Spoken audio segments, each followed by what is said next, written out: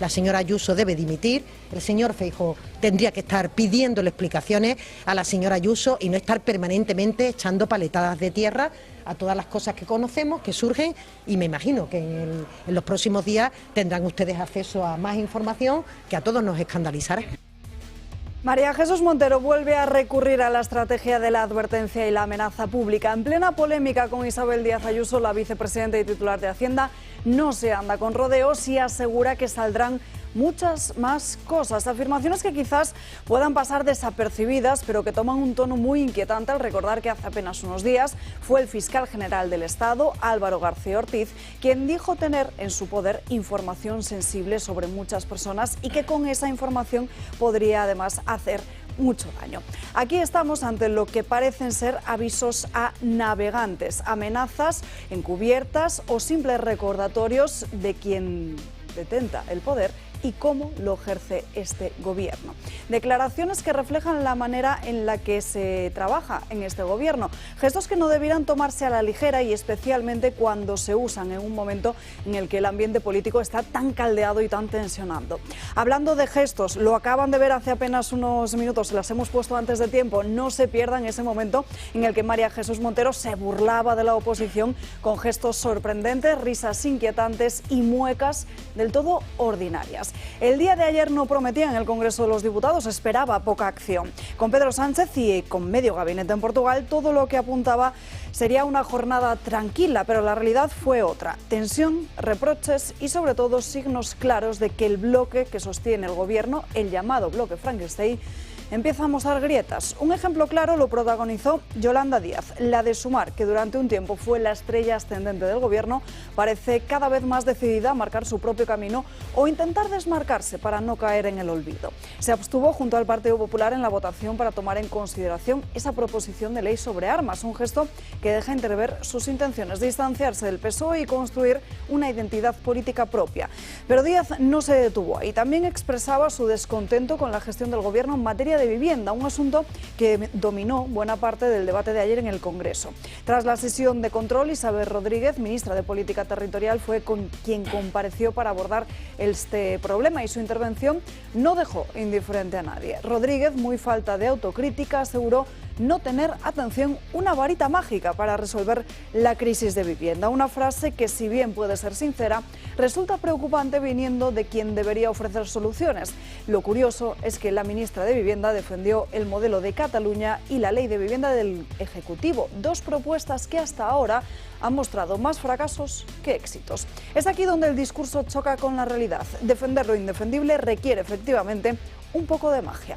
Por si esto fuera poco, Podemos no perdió tampoco la oportunidad de atacar al gobierno.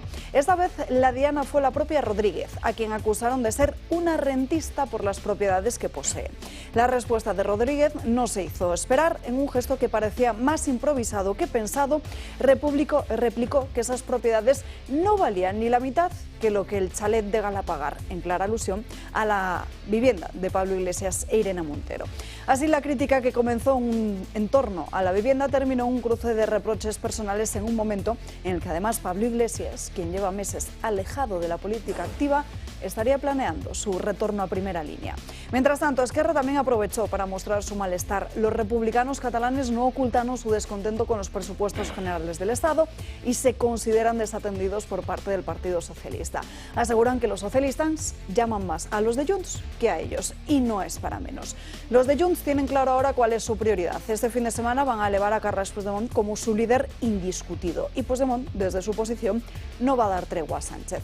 No cabe duda de que apretará las tuercas del gobierno y de que Sánchez necesitará algo más que palabras para contentar a un separatismo catalán cada vez más exigentes. Y el PNV también hace sus propias advertencias, aunque eso sí, de una forma mucho más sutil. Los nacionalistas vascos han dejado claro que sin presupuestos aprobados, el gobierno se enfrentará a una agonía constante.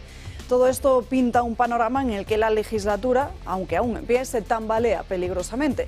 A pesar de que los socios del gobierno parecen cerrar filas, en realidad comienzan a mostrar signos de fatiga y de desconfianza. El futuro del gobierno solo depende de lo que ocurra en el Parlamento, aunque no solo. también de lo que pueda emerger de las investigaciones en curso. La trama de corrupción, la información que maneja la UCO y especialmente el caso de Begoña Gómez, la esposa del presidente, son los temas que sobrevolaron el ambiente de manera inquietante. Ayer se cerró cualquier posibilidad de detener las investigaciones en torno a Gómez.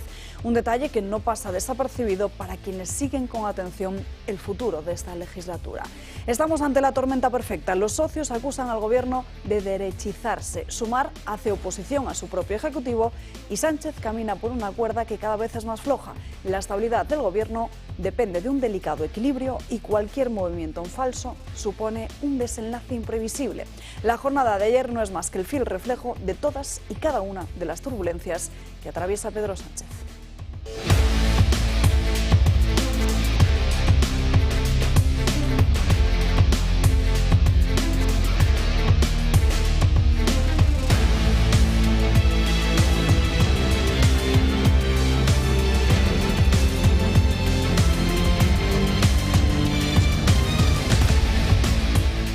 Muy buenos días, hoy es 24 de octubre, en el santoral del día de hoy celebramos San Antonio María Claret. Muchísimos asuntos encima de la mesa después de esa jornada casi de infarto que vivíamos ayer en el Congreso de los Diputados, un día que se preveía muy descafeinado, pero que resultó ser todo lo contrario y que empieza a mostrar, como les decía, esas grietas en la legislatura y en el bloque de apoyo al presidente del Gobierno. El presidente del Gobierno que sigue en estos momentos bastante inquieto, todas las novedades que van saliendo en los diferentes portales que recogen todas las investigaciones judiciales que hay en torno a la trama y también la causa de su esposa, de Begoña Gómez. Hablaremos de ello en un momento en el que además Fernando Grande Marlaska, en la comisión del llamado caso Koldo, esta misma mañana en el Senado, ha tenido una intervención donde ha intentado explicarse. Les contaremos qué es lo que ha dicho el titular de Interior y hablaremos de muchas más cosas, porque tenemos que centrarnos en la educación, en la vivienda, también hablaremos de la economía y muchos más asuntos, así que quédense con nosotros a lo largo de estas 2 horas aquí en Dando Caña, que les prometo que van a ser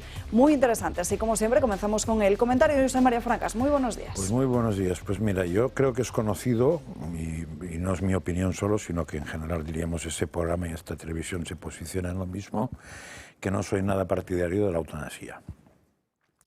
En concreto, ahora ya no hablo en nombre de la televisión ni del programa, sino mío propio, por varios motivos. Uno, por una razón de fondo, porque entiendo que la vida no es mía, sino que me ha sido dada. De hecho, yo no he hecho ningún esfuerzo para conseguirla, ni la compré, ni participé en ninguna subasta, ni nada, me apareció.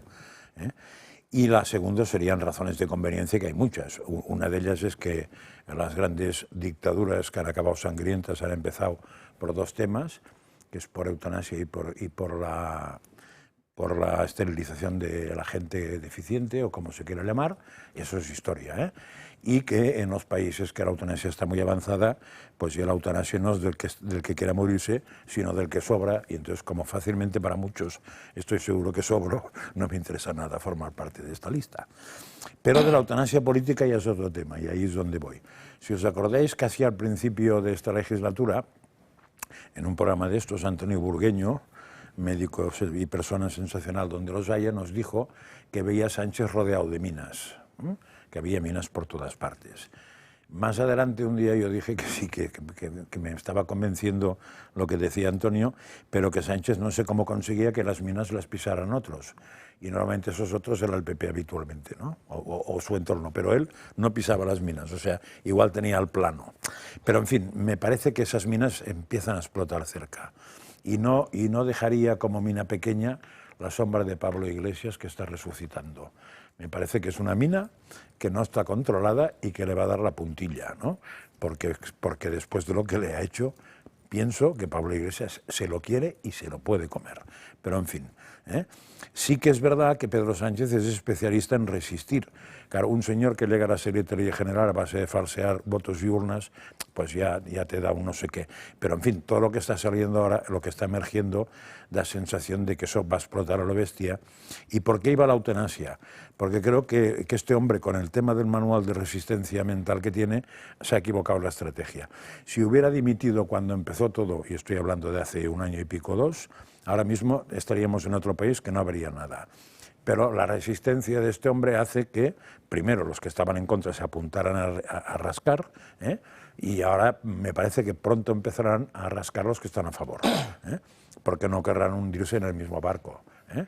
No querrán jugar a eso, porque claro, el PSOE tiene el mismo futuro que un espía ciego y el resto no quieren tener el mismo futuro que el PSOE, con lo cual va a empezar a salir muchas más cosas. Pienso que él se da cuenta, pero con el manual de resistencia quiere resistir. Y entonces yo le sigo aconsejando, aunque creo que es tarde, que o se aplica la eutanasia política o acabará siendo pues esposado por la Guardia Civil, probablemente, que le tiene bastantes ganas. No por nada, sino por todo, por lo que les ha hecho, desde lo que le ha hecho a Comodoro de los Cobos, ¿cómo se llamaba? Pérez de los Cobos. Pérez de los Cobos, que sigue siendo una cosa que tiene enclavada como uno de sus máximos representantes y exponentes de la pureza de lo que debe ser la Guardia Civil, ha sido escupido por un ministro, como por lo de Barbate, que siguen teniéndolo muy fuerte, ¿no? Entonces, bueno, pues él sabrá que juega. A mí la verdad es que me da igual lo que le pase, pero nos sigue arrastrando a todos. A todo eso hay un tema que también no me gusta nada. El PNV la semana pasada lanzó una idea que es muy peligrosa. Dijo que ellos estarían que estarían dispuestos a jugar como jugaron con Rajoy, que es darle una oportunidad de que pusiera un sucesor. Claro, en la mente de Sánchez el sucesor no será mejor que él, Tampoco puede ser mucho peor, pero será parecido. Claro, pensar que pueda ser la señora de las mofas, pues tiene su mérito, ¿no? O ya me diréis quién más hay por ahí. Entonces, claro, eso sería prolongar con otro tío probablemente, o tía, con perdón, probablemente más sutil, porque tan grosero como es Sánchez en todo no sería, pero es lo mismo. Entonces, esta idea no me ha gustado nada, pero en fin. Bueno, al narcisismo de Pedro Sánchez seguramente tampoco le gustaría ese planteamiento, y lo que tiene pinta es que si Sánchez cae, cae todo el gobierno. Y el PNV, al igual que el resto de socios, sobre todo los nacionalistas vascos, yo creo que están midiendo con pies de plomo cada paso que dan, porque al final estamos viendo que hay muchísima información, es casi inabarcable y muy difícil de poder explicar todo lo que sale diariamente, y bien parece porque quizás lo que esté dentro de esos discos duros, de esos USBs de información personal que el propio Ábalos pedía al juez que se retirasen de la causa, puede perjudicar mucho la figura del presidente. Eso puede ser que ya lo sepan muchos más que nosotros, porque nosotros sabemos que hay cosas, pero no sabemos qué cosas.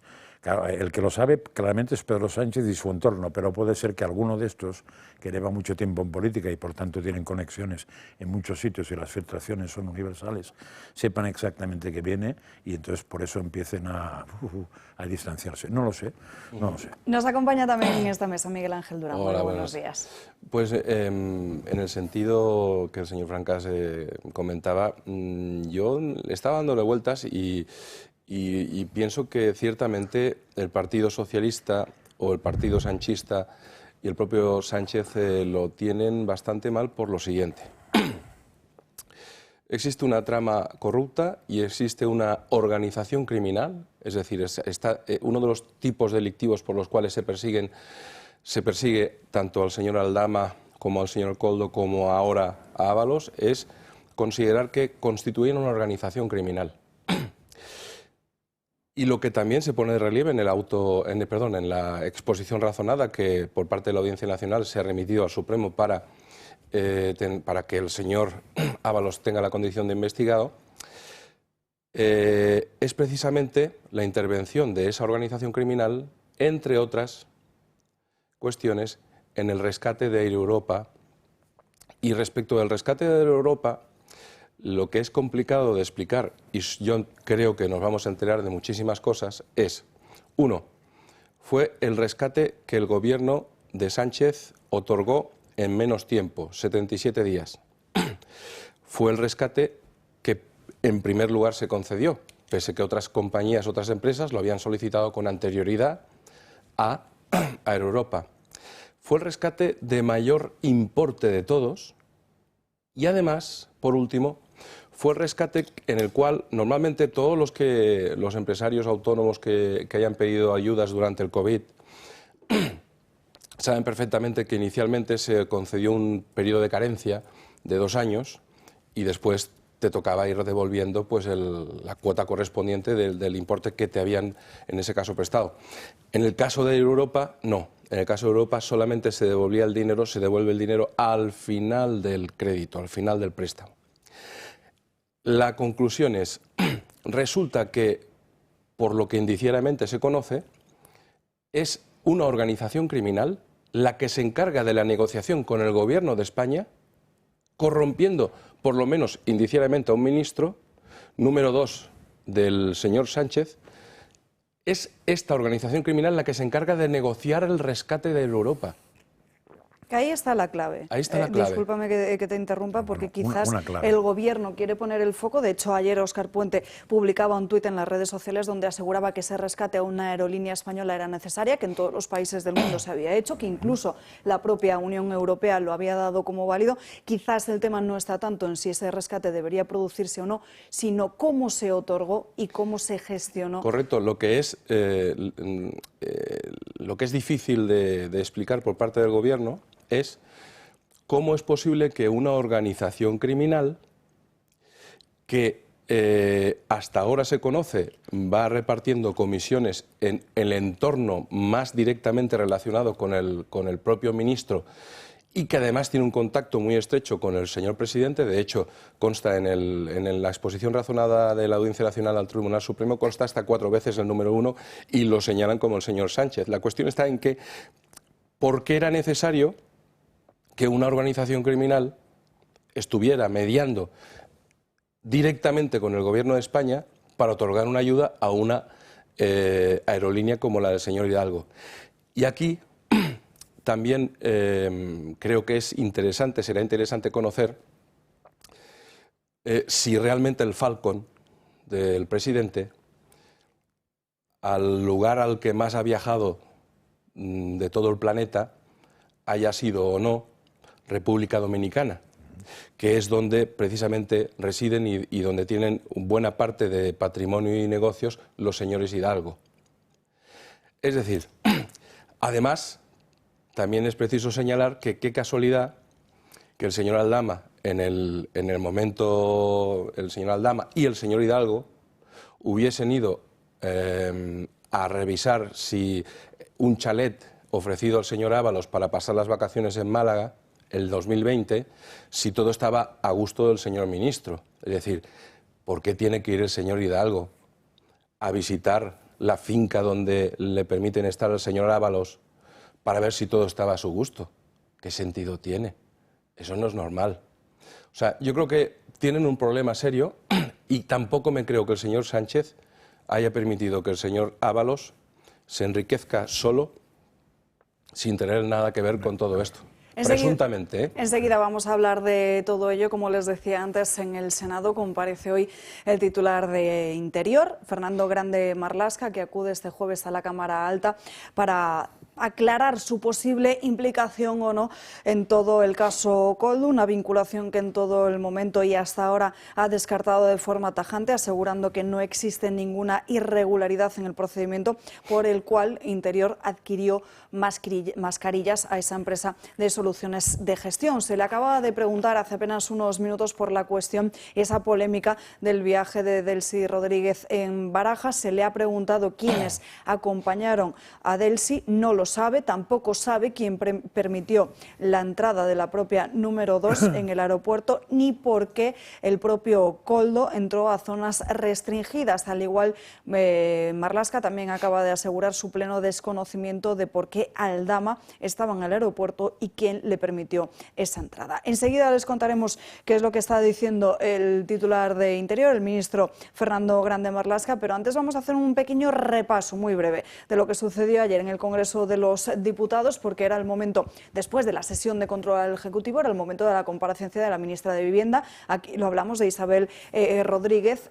Ione Belarra, en uno de sus momentos de intervención, le reprochó ser una rentista por tener tres propiedades, y esto fue lo que respondió Rodríguez. Yo le diré que con mis 3 propiedades que usted ha mencionado, pues no tengo ni para pagar la mitad del chalet de Galapagar. Lo siento, no me llegan. En clara alusión a esa vivienda de Pablo Iglesias e Irene Montero. Parece que preocupa en el Partido Socialista el posible regreso de Pablo Iglesias a primera línea de la política. Veremos si finalmente es así, aunque los movimientos ya les confirmamos que se están produciendo. El otro que quiere volver a la primera línea es Carles Puigdemont. Este fin de semana se celebra el Congreso del partido en Calella. Ayer hubo una reunión con la propia Laura Borràs en Bélgica y ambos pactaron que Carles Puigdemont presentaría su candidatura para el liderazgo del partido.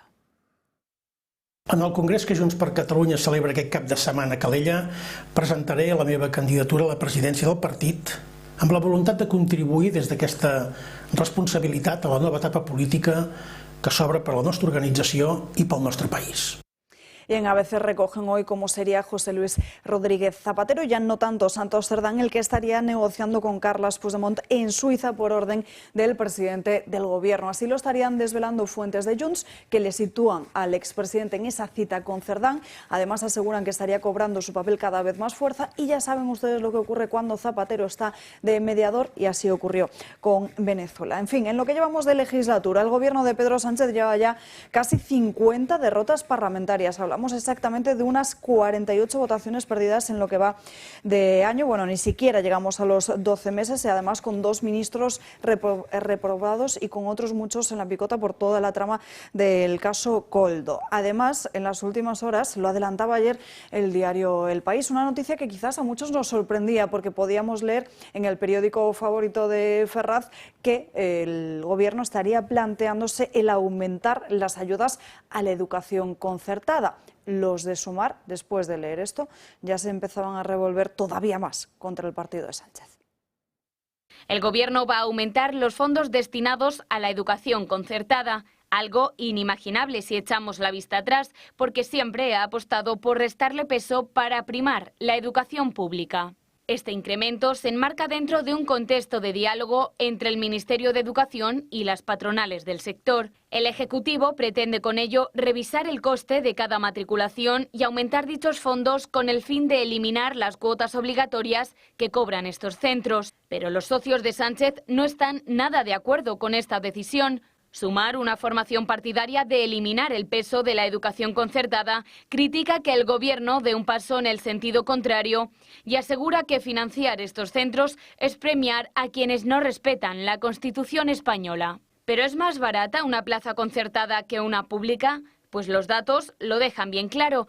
5,5 millones de alumnos van a la escuela pública, esto es un 67,5%. La concertada tiene poco más de 2 millones de alumnos, un 26,5% del total, mientras que la educación privada tiene 600.000 alumnos, esto es un 6,2%. Es decir, que la educación pública tiene más del doble de alumnos que la educación concertada. Sin embargo, en el reparto de fondos la diferencia es mucho mayor. El Estado invierte 44.000 millones en la educación pública, mientras que apenas llega a los 7.000 millones en la educación concertada. Y si nos centramos en el coste que tiene para el Estado cada alumno, la diferencia también es muy grande. La Administración paga casi 8.000 euros por un alumno que estudia en un colegio público, mientras que solo paga 3.000 por cada alumno que estudia en un colegio concertado. Las cifras dejan bien claro que la educación pública es mucho más cara para el Estado que la educación concertada y que además la financiación que ésta recibe es escasa, ya que solo se puede cubrir el gasto en personal docente. Por lo tanto, es más que evidente que la educación concertada está infrafinanciada. Aún así, los socios de Sánchez se oponen rotundamente a destinar más recursos. Bueno, los datos son los datos, esa es la realidad, pero me decía Francas, cuidado con eso que hay trampa. Cuidado con eso, sí, claro, porque si la condición va a ser aumentar los fondos, que nunca serán los necesarios, y entonces forzar el que no se pueda hacer un cobro extra, que ahora explicaré cómo funciona, entonces la cierras directamente habiendo aumentado los fondos, con lo cual incluso quedas bien. A ver, la proporción esta, que más o menos hemos visto, que es de 8.000 euros la plaza pública y 3.000 la plaza privada, lleva así desde hace mucho tiempo. Siempre ha estado entre un 2 y cerca de un 3 veces más, ¿no? ¿Por qué? Fundamentalmente porque el concierto consiste, al menos en la época en que yo fui profesor concertado, que también lo he sido, en aquella época a mí me pagaba el Estado. pero me pagaba a mí, al sueldo de profesores, pero no pagaba el resto de cosas. Con lo cual, claro, hay una serie de gastos ahí que o te limitas a ser como el Estado, que das clase y a Dios muy buenas y que te zurzan mariposa, o quieres hacer algo más. Entonces, para eso todos esos colegios buscaron un sistema que era montar una fundación, y a la fundación, cuando un padre pedía plaza ahí, se le pedía una aportación a la fundación. ¿Que hay colegios que obliguen a la aportación? Puede ser. Yo conozco colegios que no obligan a la aportación, sino que piden la aportación. Si la aportación es suficiente, el colegio continúa; si la aportación no es suficiente, o consigue dinero o se va a freír espárragos. Con lo cual no sería obligatoria. Igual hay alguno que sí, no pondrán la mano en el fuego por todos, porque hay cosas de la enseñanza privada que no me han gustado nunca, de la misma manera que la enseñanza pública. En su momento yo estudié en la pública, que era maravillosa, y ahora mismo me costaría, si tuviera un hijo, dejarlo entrar en el 98% de institutos o de cosas parecidas. Me costaría mucho, tendría que estar muy mal de la cabeza, ¿no? Pero el peligro es este: si lo que hacen es suprimir la financiación extra, que ya digo, la excusa es una fundación con sus actividades extraescolares, etcétera, a base de subir un poquito lo otro. Claro, si cuesta 8.000 la plaza pública, probablemente sobra dinero ahí, o sea que podrían rebajar bastante si algún gerente se lo estuviera un poco en serio y se dejara de tirar dinero, que no sé en qué lo tiran, ¿no? Puedo contar alguna anécdota de en qué lo tiran, pero no de todas. Y probablemente las 3.000 tendrían que subir, pero si no se equiparan, la que saldrá siempre mal parada es la enseñanza pública. No olvidemos además, y eso ya es un extra, que eso mismo que ocurre con la enseñanza, ocurre con la sanidad. Y además hay otro pequeño asunto. Si la proporción esta 67, 75, 26, eso ha cambiado, porque cuando llega la transición en España la proporción era 60-40. Era 60 pública, 40 privada, y en Cataluña era al revés. En Cataluña era 40-60, era justo al revés. Ha cambiado bastante, porque de 60-40 ya han bajado bastante. Pero bueno, porque eso es una política que hizo el PSOE de poner institutos al lado de los colegios.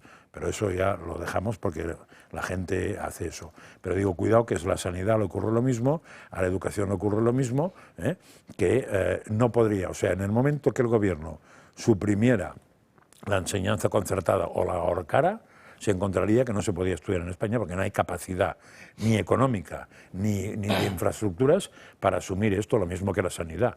Ahora que tenemos el conflicto ese de las mutuas de los funcionarios, como eso no se arregle, no tiene capacidad el gobierno para asumir 1,5 millones de gente que se vaya a los centros públicos, que ya están petados. Lo mismo que, por ejemplo, esa otra cosa que salió ayer, que no sé cómo va a acabar, esa gracia que han hecho de equivocarse en Hacienda para que tenga que todo el mundo hacer la declaración de Hacienda. Claro, si 1,5 millones de gente que no ha hecho la declaración en su puñetera vida intenta hacer la declaración de Hacienda, llama a Hacienda para que se la haga algún funcionario, vamos bien arreglados, porque aquí no se acaban las declaraciones en 5 años. O sea, que es que yo supongo que o hay muy mala leche o el cerebro del gobierno es tan pequeñito que las moscas le superan. Yo, en ese sentido, precisamente llevamos un caso respecto a un centro concertado. En principio, las fundaciones de los centros concertados no pueden exigir legalmente esas aportaciones. Pero, sin embargo, esos centros se encuentran con esa dificultad consistente en que no ya actividades extraescolares, sino, por ejemplo, si hay clase de música y en el centro pues se adquieren instrumentos, determinados instrumentos que en una pública a lo mejor no están, si no es a base de esa aportación a la fundación, eso no es posible. Entonces es una problemática... Sí, porque están menos financiadas. Así de claro. Pero ahí has abierto un tema que ya que has abierto, contaré anécdotas. En los centros públicos pasa una cosa muy curiosa, que puede ser que tengan violines, sí, pero que no los haya pedido nadie. Entonces yo me acuerdo en mi época que, por ejemplo, se puso de moda el que te mandaran unos aparatos, unos retroproyectores especiales de no sé qué, y alguien hizo una compra. En aquel momento no diré ni quién mandaba, porque no estoy hablando de política, estoy hablando de funcionamiento normal. Alguien decidió que todos los institutos tenían que tener eso, está muy bien, llegó a todos, Y un año después estaba embalado casi todo eso porque no había nadie en el almacén, que tampoco tiene mucho espacio. Y en cambio un profesor, un pobre desgraciado de profesor, que quería hacer una cosa tal y pedía un microscopio especial para poder hacer en sus clases de biología, le decían que no, porque no estaba previsto. Y 5 años después decidían que todos tenían que tener un microscopio especial, microscopios para todo el mundo, y seguían embalados, porque un tío normal, ¿qué puñeta hace con un microscopio? Un tío que no sabe qué hace con un retroproyector. O sea, es un poco la locura de lo público, porque no es de nadie, aunque siguiendo la frase de Carmen Calvo. No hay riesgo en el gasto. Claro, es decir, si gastas bien o mal, no tiene consecuencias. Y no hay, claro, exactamente, no hay ninguna responsabilidad de uso. O sea, si hubiera un presupuesto y tú puedes pedir lo que quieras, pues como mínimo habría un cierto consenso en el instituto si gastamos en más libros o gastamos en más tal, pero es que te viene enchufado, te venía. Igual no funciona así ahora porque puede ser que no llegue ni eso, ¿eh? En fin, son las 12:30 del mediodía, las 11:30 en Canarias. Vamos a irnos a una breve pausa de publicidad. Ya estamos de vuelta en Dando Caña y vamos con todas las novedades que hay en materia de corrupción acerca de la trama, porque The Objective escribe hoy Teresa Gómez cómo Portugal estaría investigando al propio Aldama desde hace varios meses, exactamente desde el mes de mayo, y estaría cruzando ya datos con la Hacienda española. Sus abogados cuentan en este portal, en El País Vecino, le enviaron 4 comunicaciones a través del correo electrónico entre mayo y junio de este mismo ejercicio. Por su parte, Voz Populi recoge hoy el nerviosismo que hay dentro del gobierno. Entra en crisis, titulan, con la inminente imputación a Ábalos. Ahora se dice investigación, ya lo saben. A Sánchez le preocupa lo que pueda salir, lo que puedan tener esos discos que tendrían conversaciones entre el propio Ábalos y Pedro Sánchez desde hace incluso varios años.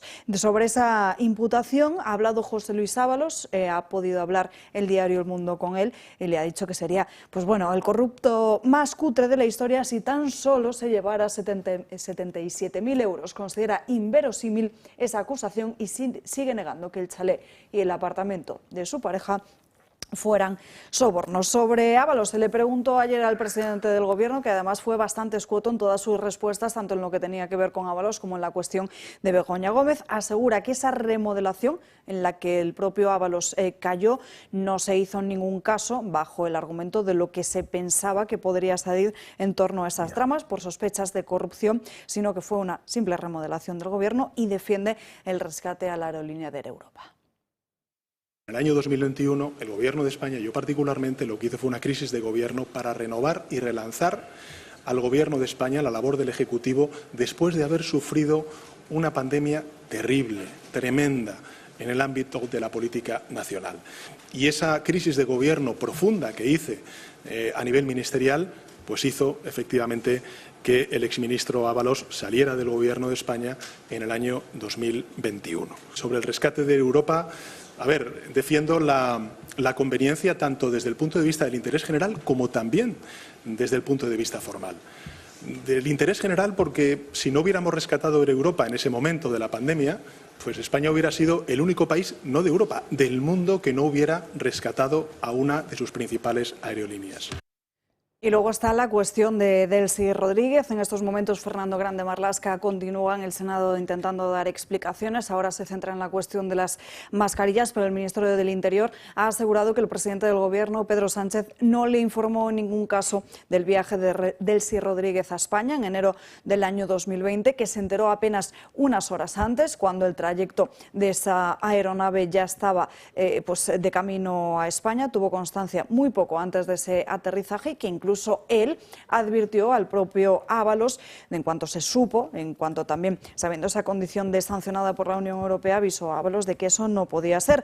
Los cambios de argumento con la visita de Ábalos han sido constantes. Por aquel entonces, recuerden, Pedro Sánchez no sabía nada. Ahora, por un informe de la UCO, sabemos que sí lo sabía, que el propio Ábalos le informó de ello. Ábalos también ha cambiado en reiteradas ocasiones de argumento, pero lo más sorprendente es que el propio Pedro Sánchez, hace apenas unos días, si no recuerdo mal, el día 11 aseguraban en el Vaticano, que ya es pecado lo de mentir en el Vaticano también, que esa visita de Delcy Rodríguez era una visita privada, y el propio Félix Bolaños en el día de ayer en el Congreso de los Diputados decía que era un viaje oficial.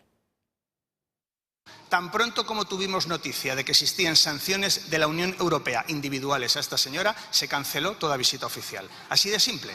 A mí, efectivamente, el exministro Ábalos me informó de esta visita privada de la vicepresidenta Delcy Rodríguez a España, y cuando el Gobierno de España se percató de que había unas sanciones individuales a la vicepresidenta del Gobierno de Venezuela, Delcy Rodríguez, pues efectivamente se canceló esa visita. Bueno, y el que saltó ayer un ejercicio de fuerza fue Alberto Núñez Feijóo, el líder de la oposición. El presidente del Partido Popular comparecía en el escritorio del Congreso de los Diputados y por primera vez pedía de una forma muy tajante la dimisión de Pedro Sánchez. Hoy ha sido un día terrible desde el punto de vista judicial y político para el señor Sánchez. Y también un día para olvidar en la democracia española. Llevamos varias semanas diciendo que esto acaba de comenzar y, en mi opinión, día a día se va acreditando que efectivamente esto irá increciendo. Sánchez está rodeado de corrupción en su entorno, en su gobierno y en su partido. Sánchez es el uno de la trama corrupta. Vengo a pedir formalmente la dimisión del presidente del Gobierno. También desde Vox, Pepa Millán valoraba esas novedades en torno a la corrupción que señalarían directamente al presidente del Gobierno y se pronunciaba sobre la cuestión de Ábalos. Pues que a pesar de los ataques de este gobierno a la justicia, a pesar de las extorsiones y de las amenazas, todavía quedan instituciones en pie en España, a pesar de este gobierno, y una de ellas es la justicia. Nosotros creemos que hay irregularidades y por eso estamos personados en todas las causas que tienen que ver con Koldo, con la compraventa de mascarillas, con Begoña, con el hermano de Sánchez, y por supuesto nosotros estamos en la línea de creer que debe ser imputado, porque creemos firmemente que hay razones sobradas para entender que su actuación fue cuanto menos irregular y muy grave. Y en el día de hoy, turno mediático por los diferentes voceros del Ejecutivo. Todos los ministros saltan hoy contra el Partido Popular. Me parece absolutamente excéntrica, extravagante y que pone de manifiesto la frustración, la impotencia que tiene el Partido Popular, que ante la ausencia de proyectos de país lo que utiliza es la hipérbole, la hiperventilación, permanentemente el fango, el ruido, todo aquello que provoca desafección de los ciudadanos hacia la política como eje de su discurso. Es que en un momento en el que España crece más que la media europea, que va a ser el país avanzado que más crezca según el Fondo Monetario, que suben las pensiones, que batimos récord de empleo, haya alguien empeñado en enfangar la vida política. Se llama Feijóo y no tiene un proyecto alternativo para este país. En el Senado vamos a ver qué es lo que está pasando en esa comparecencia de Fernando Grande Marlaska. Acaba de tener un rifirrafe con otro de los líderes políticos que se encuentra en la sala, asegurando que muchas administraciones se hubieran dado atención con un canto en los dientes si los contratos de mascarillas hubiesen tenido tanto éxito como los de Interior. Que le pagaba otras. Señor Marlaska, yo no le recomendaría sacar mucho pecho con esta empresa. Esta empresa pegó un pelotazo de 71 millones de euros y después del pelotazo esta empresa se liquidó y su propietario está desaparecido. Inju fue constituida por Vanessa Durán Mesas, la primera persona que figura en Have Got Time, que curiosamente, porque aquí todo sucede por curiosidad, es la empresa que pagaba el chalet de Ábalos en Sotogrande. Y ustedes le adjudicaron 3,9 millones de euros. Es decir, no solo adjudicaron a la trama la parte que corresponde a Soluciones, sino también a la parte de Inju. Pero usted, entiendo, que tampoco lo sabía, claro. Evidentemente. Y que tampoco tiene ninguna responsabilidad. No sé nada de eso, pero seguro que hay más administraciones, y miren, y pongan la lista. Armengol tiene razón, y Ángel Víctor Torres. Seguro que alguna del Partido Popular, en esas circunstancias, seguro que también es cliente, ha sido cliente de esa empresa. Le vuelvo a decir, si me deja terminar, porque me parece importante, la importancia en aquel momento de conseguir ese material para proteger a toda nuestra gente, todas las administraciones. Y lo que hacíamos, evidentemente, es tener las garantías necesarias de que podíamos conseguir el mismo. Mire, voy a ir terminando porque hay una cosa que verdaderamente hace usted referencia al precio. Ustedes licitaron por 3,27 euros las mascarillas. 3,27. El precio final que pagaron fue 2,7. ¿Sabe por qué licitaron a 3,27 y pagaron a 2,7? Porque Creo no que se... es por la cuestión de los impuestos. Efectivamente, porque en el inicio no se enteraron que estaban exentos del pago del IVA y también de los aranceles. Creo que fue y se posteriormente cuando se adopta, cuando es la exención del impuesto. Vale, pero... Le vuelvo a decir, no dude de la profesionalidad de los servicios de contratación del Ministerio del Interior. No, pues mire, creo sí que voy que a la han dudar. demostrado sobradamente. Sí que voy a dudar. Mire, en un correo del 26 de abril, Daniel Bermal, que es el responsable, que, ojo, ustedes borraron los correos electrónicos con la excusa de que él se había jubilado, pero él vino a la comisión y dijo que los tenía y nos los remitió, dice en una negociación con Íñigo Rotaeche, a la sazón responsable de soluciones. Dice... Íñigo, si todos tenemos nuestras razones, yo tuve que hacer un expediente de emergencia en el que le digo a Hacienda que necesito una cantidad determinada de dinero. Esa cantidad, ojo, porque así lo había dicho Koldo, era de 2,50. ¿Puedo preguntarle si usted negocia habitualmente el precio de los contratos de su ministerio con los asesores de otros ministerios? ¿A usted esto no le parece una... En fin, usted es penalista, yo soy lego en derecho. ¿A usted esto no le parece una irregularidad como un pino? Vuelvo a decir y le refiero, no ha habido ninguna irregularidad. Lo primero, no hemos borrado ningún mensaje, ningunos correos de ningún funcionario, sino que eso, por norma, al año de la comunicación, desaparecen o deben desaparecer. Luego el funcionario, evidentemente, puede y debe. Yo, desde luego, voy a guardar todos los míos y los guardo siempre, evidentemente, todo por cualquier circunstancia, pero por ley, porque no se pueden estar cargando. ¿Por qué se negoció con Koldo el precio de la mascarilla? Voy a contestar, pero es que me ha hecho dos preguntas, déjeme terminar la primera.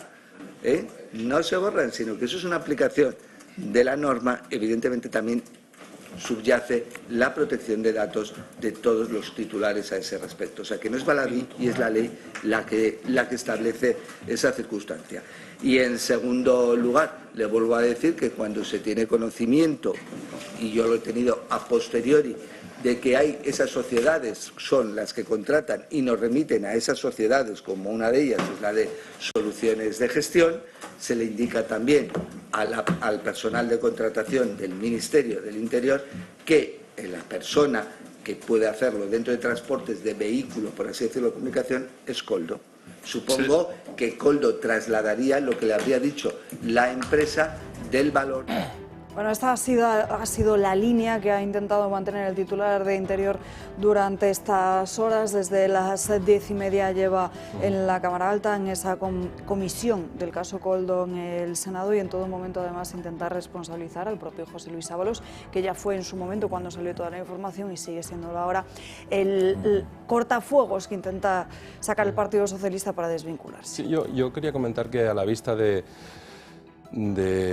lo que acabamos de ver, me alegro de que la oposición empiece a leerse los papeles y a preparar las preguntas de una forma adecuada para poner en evidencia pues lo que aquí está pasando. Yo creo que lo que hemos visto pues es a un señor Marlaska que no sabe dónde meterse, que evidentemente va dando una respuesta larga a una cuestión meramente sobre si se tienen que borrar o no los correos, cuando no es lo que le preguntan, que es, oiga, ¿cómo es que el Ministerio del Interior negocia o se asesora respecto a la compra de mascarillas con el señor Koldo?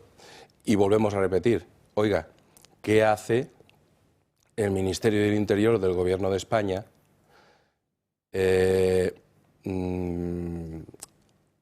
encomendando la compra de todo este material a miembros de una organización criminal?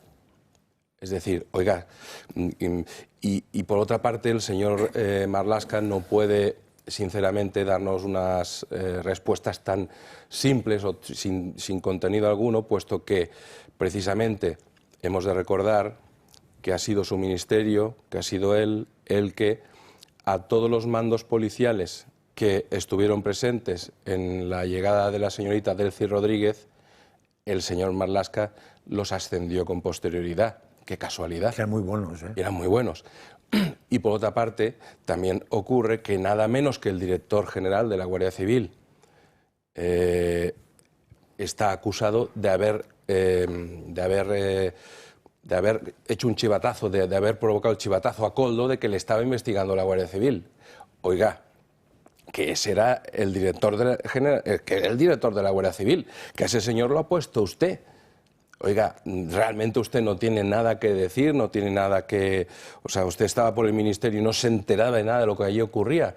A mí me parece que esto lo tienen mal. O sea, yo creo que poco a poco van a ir descubriéndose más hechos que los van a poner, pues sinceramente, en la picota, porque esto no hay quien lo...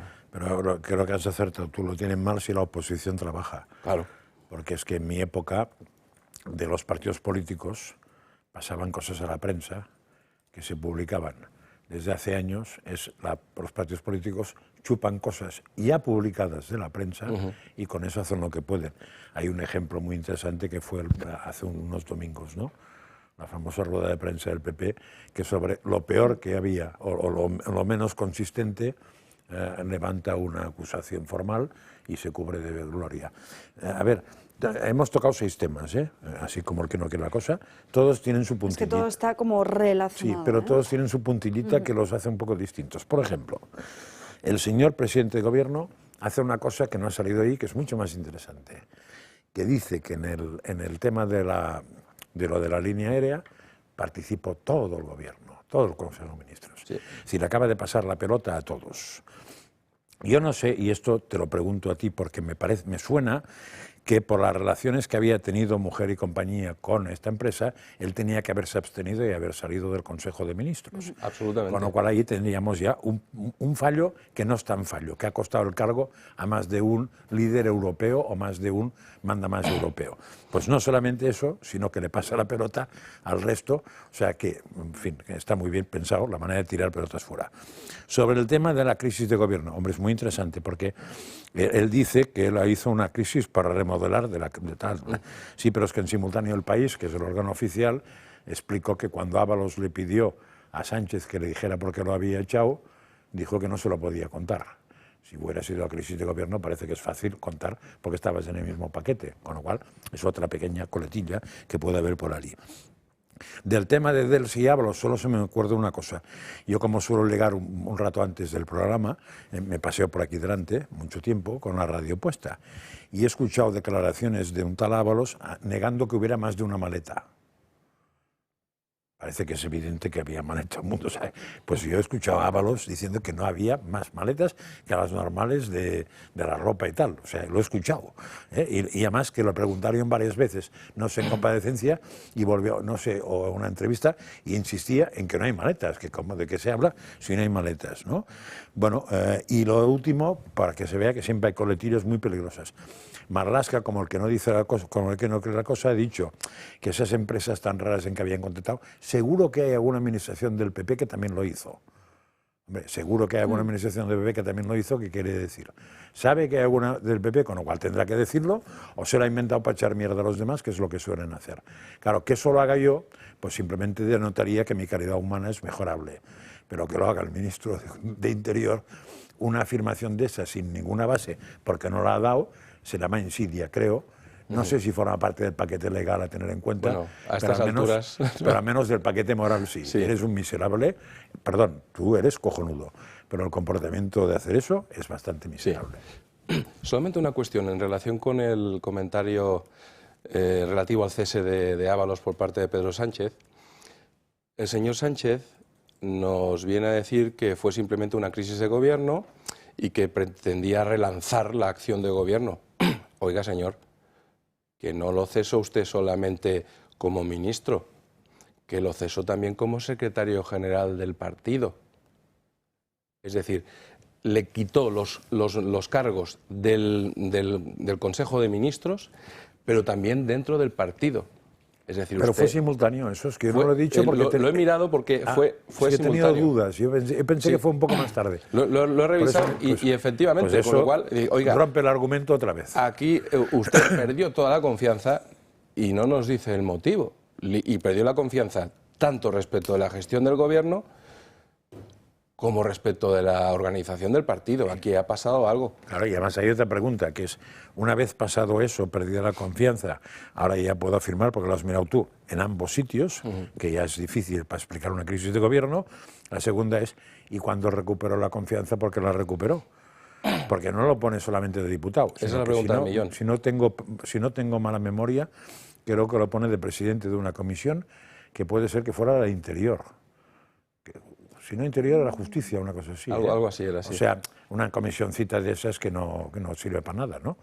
Pues nada, es otra pregunta que habría que hacer, pero en fin, que no la haga nadie porque no la va a Y responder. otra de las preguntas de las que no hemos tenido respuesta en estos días es sobre si Pedro Sánchez se reunió o no con Víctor de Aldama, porque ayer un silencio. se le preguntó directamente al presidente del Gobierno, ayer en el Congreso también volvió a preguntar y parece que en esta cuestión todo, cuando se pregunta no hay una respuesta clara, sino que se dice que hay un intento muy descarado por parte de algunos en querer implicar al presidente del Gobierno con algo que no tiene nada que ver cuando él ha sido muy claro en todas sus explicaciones. Y esto es muy fácil de resolver, si se reunió o no se reunió Sánchez con Aldama. Además, la pregunta también tiene coletilla, que sepa yo, porque esa pregunta fue hecha ayer, ¿no? En Portugal, puede ser, y se habían puesto de acuerdo todos los periodistas para hacer la misma pregunta. La respuesta a la pregunta en alguna radio o alguna televisión la han dado, y es un silencio total, no dijo ni media. Solo contesta en relación con el rescate de Europa, nada más.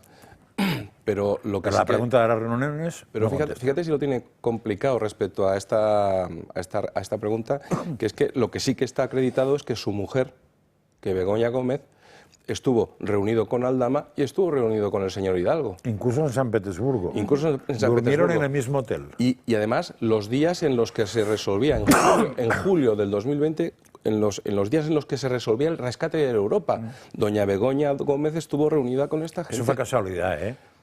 Casualidad. No salen en o causalidad. Sin embargo, no sale en el documental que publica El País. No salen, salen desayunando.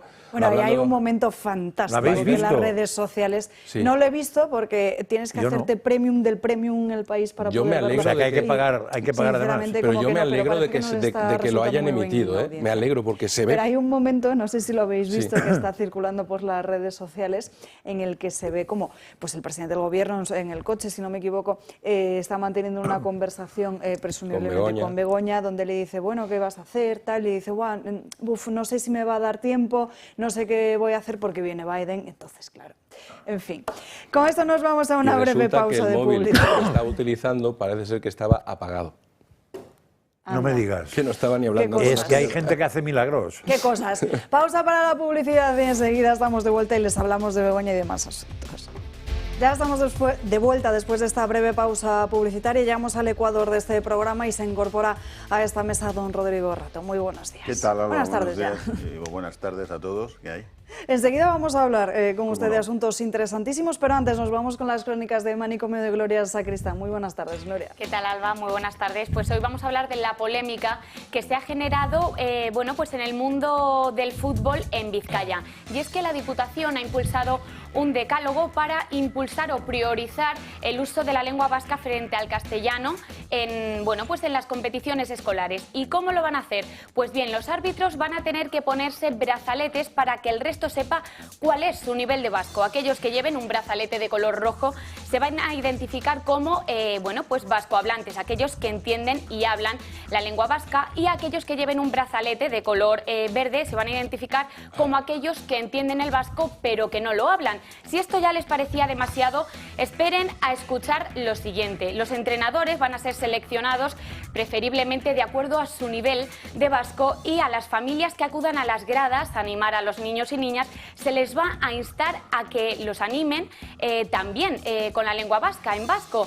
La cruda realidad es que la Diputación de Vizcaya ya no sabe qué hacer para extender y normalizar el uso de la lengua vasca, y es que uno de las últimas encuestas sociolingüísticas del Gobierno vasco es que apenas el 36% de la población vasca es vascohablante. ¿Qué os parece esto de los brazaletes de colores en las competiciones escolares? Yo, sinceramente, dos comentarios muy sucintos. En primer lugar, yo creo que la culpa la debe tener el cupo vasco, porque tienen tanto dinero que se lo tienen que gastar en estas chorradas. Y en segundo lugar, que no sé si el motivo es para insultar al árbitro en el idioma que realmente conozca o no, porque es que me parece una cosa tan absurda, tan grave incluso, porque al fin y al cabo están identificando a una persona, en este caso al árbitro, en función de si es más, llamémosle más vasco puro o no, o si tiene más conocimiento. Estás discriminando en un ámbito que además es el deporte. O sea, me parece una Bueno, pero estamos acostumbrados, ¿eh? Pero tienen una cierta obsesión extraña Sí. con el tema de los brazaletes, porque no hace tantos meses hablábamos precisamente aquí cómo querían poner un brazalete una pegatina más bien, a muchas de esas personas denunciadas por violencia de género a la hora de acudir a los juzgados, para que así no se pudieran cruzar en los pasillos con las personas denunciantes. Pero bueno, Gloria, el mundo del fútbol... A mí ¿sí? me suena al gueto de Varsovia, no sé por qué. Sí. El otro día, hace poco, hubo una medida del gobierno vasco también exigiendo que todos los sanitarios, era una baza indispensable el hablar el euskera, y después la tuvieron que retirar porque no llevan les médicos, funcionaba. ¿no? Es decir, es que ya llevamos, ¿cuánto llevamos? Lo hemos visto en Cataluña, lo estamos viendo en el País Vasco, lo estamos viendo en otros sitios. Quizás en Galicia es donde menos fricción hay, ¿no? Pero todo tiene sus límites, ¿no? Es que si después de la cantidad de dinero, de recursos, de presión, solo el 30% de la gente habla euskera normalmente, es que probablemente es lo que hay. O sea, el resto no lo va a hablar. Entonces, en Asturias ahora quieren decir que la implantación del bable va a generar no sé cuántos puntos de PIB de crecimiento, lo cual, sí, lo he leído. ¿De crecimiento económico? Sí, económico. PIB es económico. El otro día, mis familiares me mandaron un vídeo en el que había una persona del gobierno actual asturiano que lo sostenía seriamente. No sé, la verdad es que sí, no sé si se... Yo no sabía que era el PIB, digo, igual era el crecimiento de estatura. Pues de estatura, igual sí, que el que hablaba Bable. No es que los asturianos vayan a ser más altos, no. Que haya más actividad económica. Va a haber más actividad económica por el Bable. Yo creo que, no sé, en algún momento tendremos que dar cuenta que todo tiene sus límites y que efectivamente el castellano... El otro día vi las papeletas de votación en Norteamérica, en Estados Unidos. Por lo menos en el estado que me las enseñaron, son bilingües, van en castellano. Cosa que en Estados Unidos hace años que quieren evitar. Desde los años 70 se impuso el inglés como único idioma oficial. Bueno, pues aún así tienen que poner las papeletas en castellano, porque si quieren que la gente que les interesa les vote. Chicos, es una bendición tener el castellano, es una bendición. Desde luego que sí, pero hay un problema ahora también... mismo en Cataluña, están muy nerviosos por el tema de la juventud, ¿eh? Sí. Porque ha bajado el porcentaje de catalano hablantes, una burrada, y fundamentalmente porque no pueden competir con las redes sociales, ni con YouTube, ni con los vídeos. Y por la parte de imposición que a la juventud entonces ayuda. Significa el catalán hoy en día allí. Hasta Cataluña nos vamos a ir, Gloria, porque seguimos en el ámbito deportivo, también hay revuelta por otro asunto.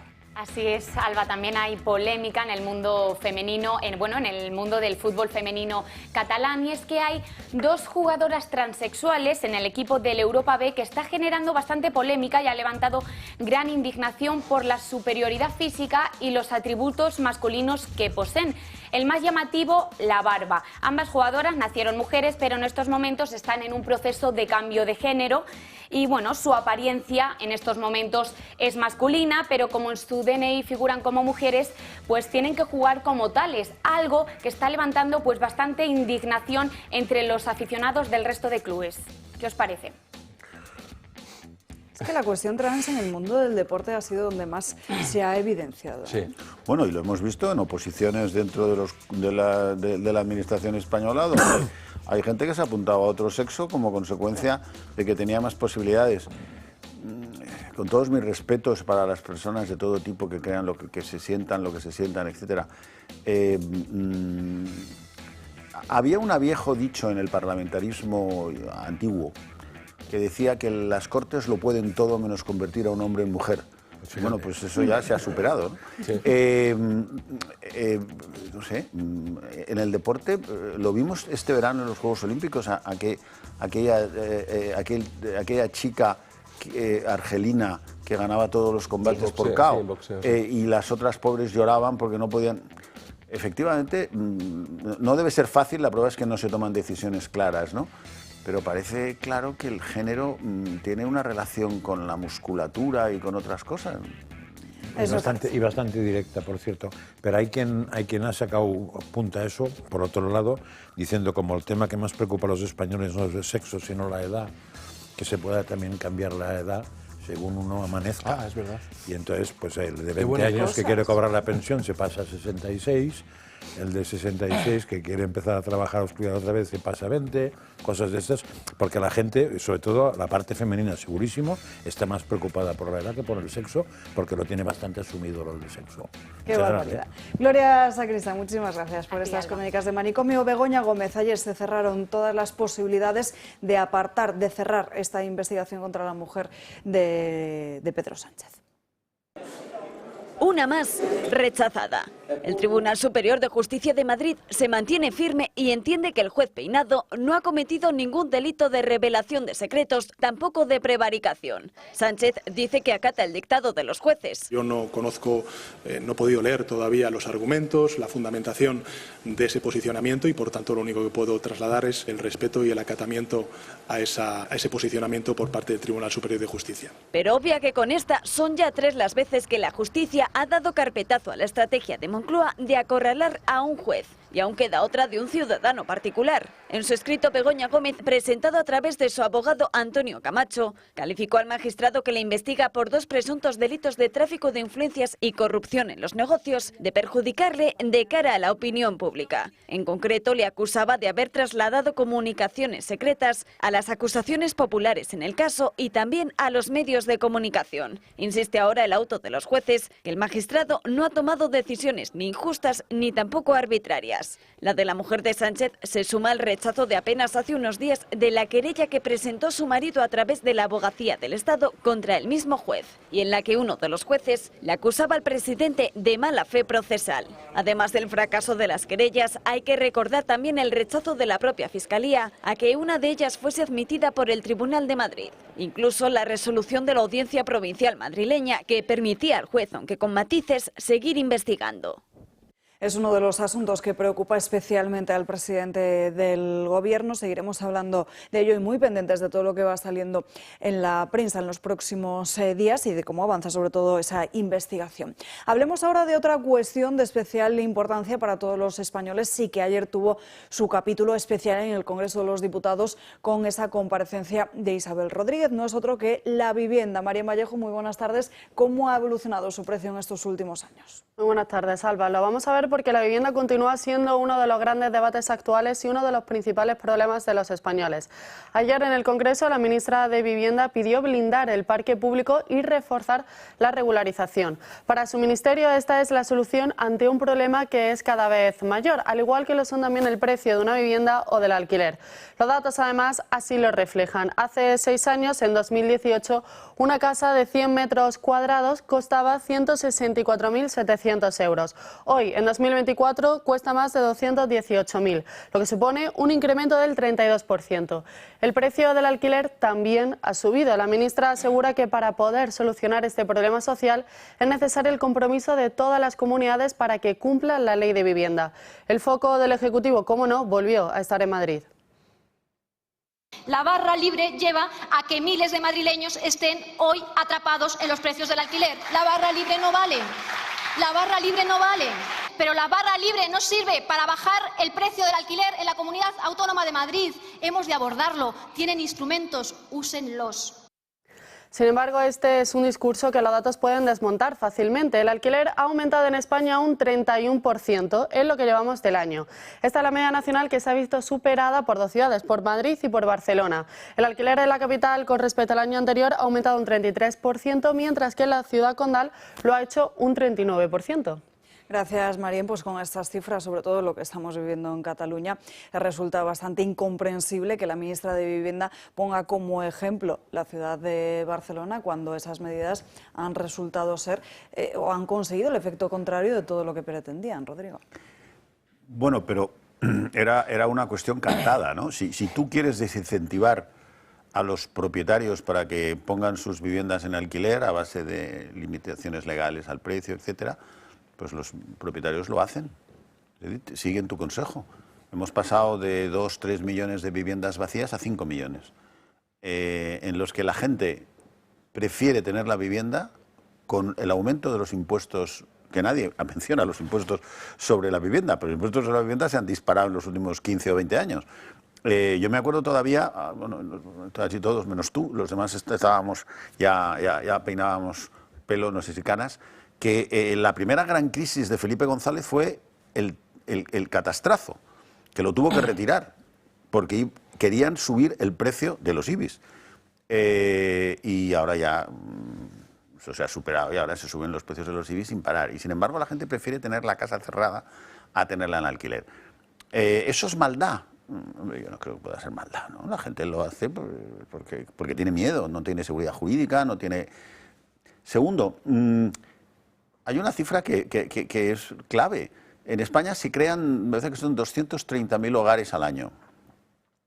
Incluso eso se ha frenado, y ahora hay una discusión entre los expertos sobre por qué se ha frenado. Pero se construyen 90.000 viviendas. Entonces vamos acumulando 130.000, 140.000 viviendas menos todos los años de las que necesitamos. Es muy difícil. Después, el Estado, que tanto amenaza a todo el mundo, no construye vivienda social. España, ¿cuál es su mayor experiencia reciente, más o menos, sobre vivienda? Entre los años 30 y los años 70, el 40% de la población pasó del campo a la ciudad, que es un cambio muy notable. Bueno, eso tuvo y hubo una guerra civil en medio, o sea, no estamos hablando de una época fácil, ¿no? Bueno, eso generó mucho pluriempleo, inmigración, también es verdad, se fueron 2 millones de españoles a trabajar fuera, pero muchísima vivienda social, muchísima construcción pública. ¿Cuál es la ciudad de Europa reconocidamente mejor para alquilar? Viena. ¿Cuál es la razón? Vivienda pública. Que tiene muchísima vivienda pública. Que empezó en 1920. O sea, es lo mismo, todo el tiempo lo mismo. Es decir, ¿queremos que la gente tenga acceso a la vivienda? Pues el Estado tiene que dedicarle recursos. Los últimos datos que han salido sobre el gasto público indican que crece todo menos la inversión.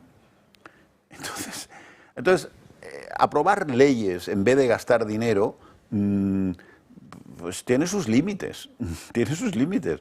Aquí se tratará, seguramente hay que mejorar las leyes, seguramente hay que mejorar el acceso, pero al final es un problema de metros cuadrados construidos. Entonces, el debate me parece que le falta toda una parte esencial. Y en ningún país del mundo, en ninguna ciudad del mundo ha funcionado enfrentar a los propietarios con los arrendadores, con los arrendatarios, perdón. Con los arrendadores, perdón, que siempre me equivoco. Entonces, los propietarios tienen su interés, ¿por qué no lo van a tener? Igual que lo tiene el señor que te lleva en coche o el señor que te vende tomates, tiene su interés. El Estado no tiene por qué, eso no es perseguible. Ahora, si tú le mandas el mensaje de que desde el punto de vista público es una persona que ejercita una actividad nociva, no te preocupes, que él lo va a coger. ¿Qué es lo que está pasando? Se están retirando viviendas del mercado, lo cual es una locura. Estamos en límites de alquiler, de precios de alquiler, y cada vez hay más españoles que no ponen viviendas en alquiler. Y después hay otro fenómeno, que es un fenómeno muy complejo, pero claro, hemos pasado de 70 millones de turistas a 93 millones de turistas, que ya nos va bien, porque una parte del crecimiento económico que tenemos es gracias a esos señores y señoras que vienen por aquí. Pero claro, eso le mete una presión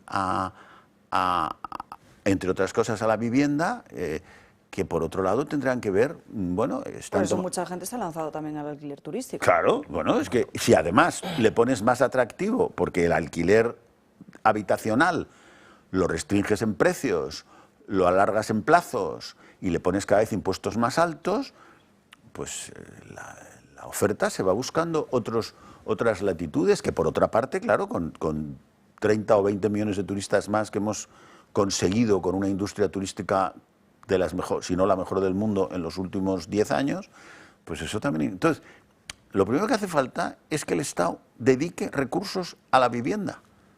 Antes de meterse con los propietarios, antes de meterse con los grandes tenedores, antes de todas esas cosas, yo quiero que el Estado... Vamos, yo no quiero nada. Es imprescindible que el Estado ponga esos 120.000 pisos o 130.000 pisos al año que vamos de déficit año tras año alguien los ponga encima de la mesa. Sí, a ver, no, de la ministra. He entendido que dice algo así como blindar el parque público de vivienda. Sí. Como no sé qué quiere decir, me callo, pero si quiere decir... Candados. ¿Eh? No, quiere decir que las viviendas públicas no se puedan privatizar en el sentido... Eso es un debate muy largo con las viviendas no se puedan públicas. vender. No se puedan vender a precios de mercado. Vale. Lo que pasa es que ese es un debate muy complicado, porque claro, un señor se puede tirar 40 años en la misma vivienda pública, puede morirse. Normalmente casi todo el mundo acaba antes o después muriéndose. Lo heredan sus hijos tienen otra y la venden en el mercado a precio de mercado. Entonces es un tema a estudiar indudablemente. Yo es que en eso soy muy partidario desde hace muchos años en que la vivienda pública hay que construirla, pero nunca de venta, siempre de alquiler, que creo que es el modelo de Viena. Sí, es el modelo de Viena. ¿Por qué? Pues fundamentalmente porque no es justo que a este señor le toque una vivienda a precio tirado y él la tenga que pagar el triple. No, eso no es justo. Lo que es justo es que, para mí, y entre otras cosas porque sabemos que esos sorteos no van con bola libre, sino que van con bola acompañada. Pero eso sería una razón segunda. Para mí no es justo que a alguien en un sorteo le toque una vivienda de compra a precio tirado. Si el Estado tuviera, y quien dice el Estado dice probablemente los ayuntamientos, que es la solución de Viena, que no es el Estado, construir vivienda para un alquiler al cual le ponen condiciones para según qué tipo de gente, según qué tipo de tiempo, te dan un tiempo para irte situando, pues eso es la manera. De todos modos, lo que decía su Rodrigo es clarísimo, es decir, si se forman más hogares que viviendas, o bien en las viviendas viven varios hogares, o debajo de los puentes viven muchos hogares, porque no hay otra solución. Ahora, si decimos faltan 150.000 o 150.000 al año y hay 5.000 millones de viviendas vacías, plantéese usted legislar, no coaccionar, para que esas viviendas compense que no estén vacías. Y entonces iríamos al tema de que no les ponga más problemas. Yo ya conté, como el año pasado tuve que buscar vivienda en septiembre, me encontré con la puñetera realidad de la vivienda en Madrid. Ya me la sé. Y te costó un poquito. Y te costó un poquito. Porque claro, a todo eso hay que añadir... ¿Por qué la gente se va al tema turístico? Bueno, fundamentalmente porque hay demanda, pero fundamentalmente porque al otro lado no hay seguridad. Entonces, coger un inquilino ahora mismo para no tema turístico entra en una legislación en que no lo puedes echar si se declara vulnerable. Y en cambio en lo otro no hay declaración posible de vulnerable en un turista. Con lo cual no solamente te da más dinero, sino que legalmente estás más protegido. La inquiocupación está asediando al inquilino normal, al que alquila. De momento hay pocos casos, empieza a haber, pocos casos de inquiocupación en la turística. Empieza a haber, O sea, que esto que estaba tan tranquilo ya no está tan tranquilo. Con lo cual, bueno, esa es otra. Entonces, y por cierto, una cosa que es muy curiosa, yo pensé, claro, contra la vivienda turística estarán en contra los habitantes del piso de arriba y los hoteles. ¿Qué coño? Los hoteles en este verano han estado un 98% creo que de media en algunos sitios, con lo cual no es competencia para los hoteles, eso es que faltan plazas hoteleras. El otro día vi que en el entorno de Madrid ya han empezado a construir una especie de apartoteles especiales muy pequeñitos, de manera que tú puedes alquilar la habitación desde un día a un mes o máximo un año menos un día, a un precio especial. Bueno, hay gente que ya se va espabilando para buscar soluciones, pero tienen que ser privados estos. Pero el Estado lo único que tiene que hacer los ayuntamientos es construir viviendas de alquiler, no sé cómo se llamaría, arreglado, compensado, no sé cómo se facilitado, no sé cómo se llama. Yo en relación con este asunto creo que en primer lugar hay que señalar que es de sentido común. O sea, si yo soy propietario de un inmueble y me planteo alquilarlo, si a mí me advierten de que si la persona a la cual se lo alquilo no puede pagarme o no me va a pagar y yo esa vivienda no la voy a poder recuperar hasta de aquí a por lo menos 2 años, y además resulta que los suministros los voy a tener que seguir pagando yo, realmente yo me planteo, digo, yo no alquilo nada porque me voy a poner, no ya es que no gane, es que voy a perder y encima ves a saber cómo me van a dejar la vivienda que me ha costado mi dinero, mi esfuerzo, ganarlo para poder comprarla. Y en segundo lugar, respecto de este gobierno, yo creo que la ministra, sinceramente, pues estamos acostumbrados a ver personas que realmente no están, a mi juicio, con todo el respeto, capacitadas para hablar de vivienda. Esta señora viene pues de haber sido portavoz del gobierno, pero experiencia... Fue alcaldesa antes, ¿eh? Ha sido alcaldesa, sí, de Portollano. Podía haber aprendido algo. Podía haber aprendido algo, pero la cuestión está, como siempre en este gobierno, en trasladar un problema social a la gente, sí, a los ciudadanos particulares. Sí, sí. Es decir, oiga, como bien indica don Rodrigo, se trata de inversión pública en vivienda, se trata de establecer un marco normativo adecuado para que también la parte privada pues, ayude en este problema, pero lo que usted no puede hacer es que cuando usted tiene un problema tan grave, trasladar el problema a los particulares. ¿Por qué? ¿Qué es lo que están haciendo? Pues, aun pagando esos altos impuestos que gravan la titularidad de los inmuebles, que es el IBI, lo que están haciendo es, yo no me meto en alquilárselo a nadie. ¿Por qué? Porque es que corro riesgo de que me destrocen la vivienda. Muy probablemente me voy a quedar sin cobrar y no voy a recuperar el inmueble hasta dentro de 2 o más años.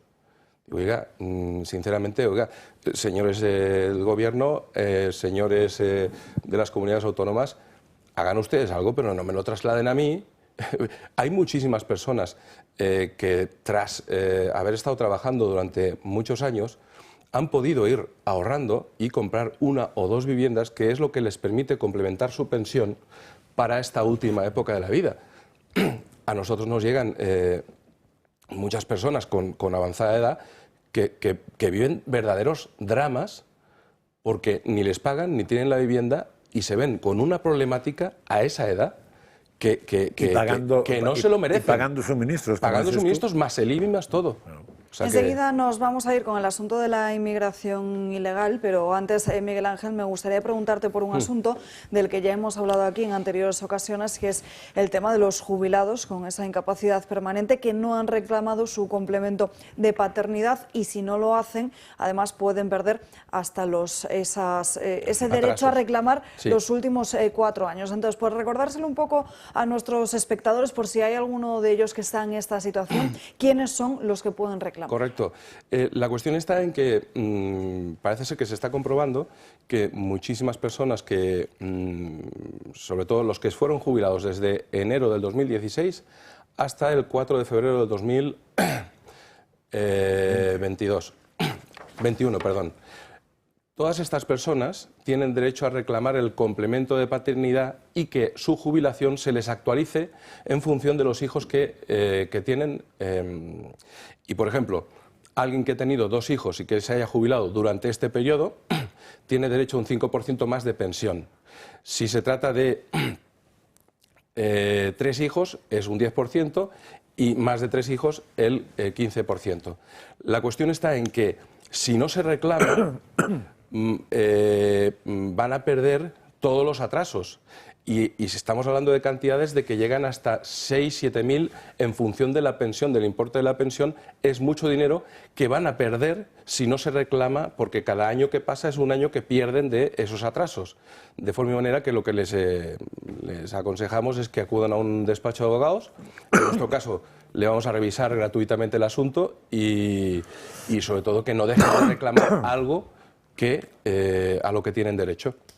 Nuestros compañeros van a poner el rótulo de vuestro despacho para que así si hay algún espectador que se encuentre en esta situación pueda hacer una llamada o incluso en esa página web. Lo más recomendable, siempre se lo digo, una foto con el móvil y así no se lo pierden. Hay otro asunto, bueno, sí, Miguel Ángel. No solamente que por supuesto le vamos a revisar su caso sin ningún cobro inicial y solamente si fuera viable le diremos lo que hay que hacer para recuperar ese dinero. Que eso es muy importante, desde luego. Hay otro asunto que estáis manejando, que es la historia de un padre. Sí. El hijo le pide que sea a su padre, que sea cotitular de una cuenta bancaria. Sin embargo, por X motivos de la vida, esta persona, este individuo, empieza a tener malas relaciones, adicciones, malos ambientes, empieza a estafar por internet y el padre llega a una situación en la que ha tenido que hacer frente a diferentes juicios, ya lleva varios, ¿no? Sí.